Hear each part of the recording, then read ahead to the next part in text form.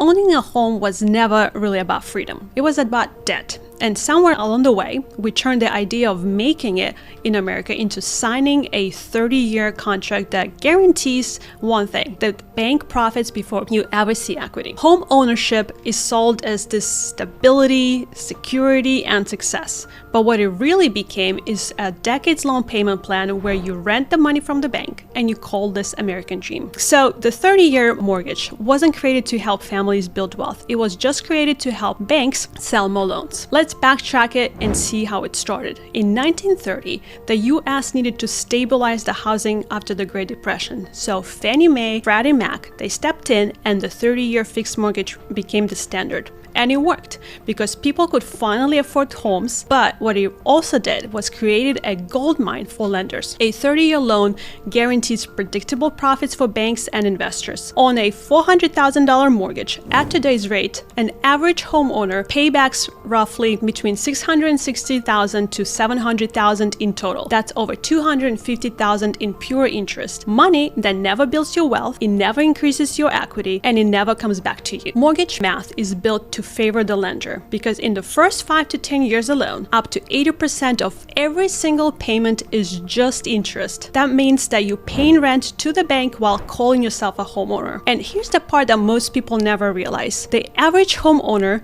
sells or refinances every 7 years. And by doing that, you restart the 30-year clock every single time. The bank collects the interest rate front load all over again, and you walk away thinking that you just made progress because your Zillow estimate went up. But you didn't really build wealth.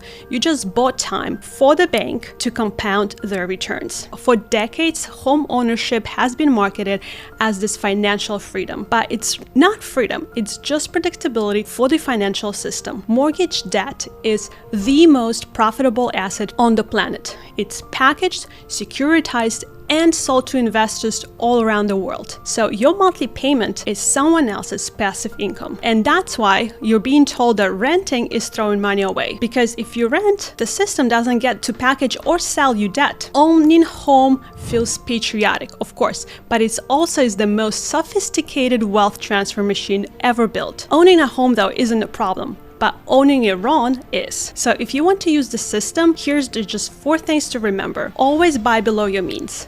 The smaller the loan, the less control the bank has. Make principal your priority and add a small prepayments early. Even $200 a month can cut 5 years off your loan. And do not refinance unless it accelerates payoff. Most people chase lower rates and they end up restarting the 30-year interest clock every single time. Leverage equity for investments and not consumption. Use your house to acquire more assets, not just remodel kitchens and bathrooms. And that's how you truly own the asset, because the mortgage system wasn't built to free you. It was built to fund the bank's balance sheet. And when you understand that, you buy strategically, pay intentionally, and turn their system into your leverage. This is Thrive Network. Comment, click like, and subscribe, and we'll see you on the next one.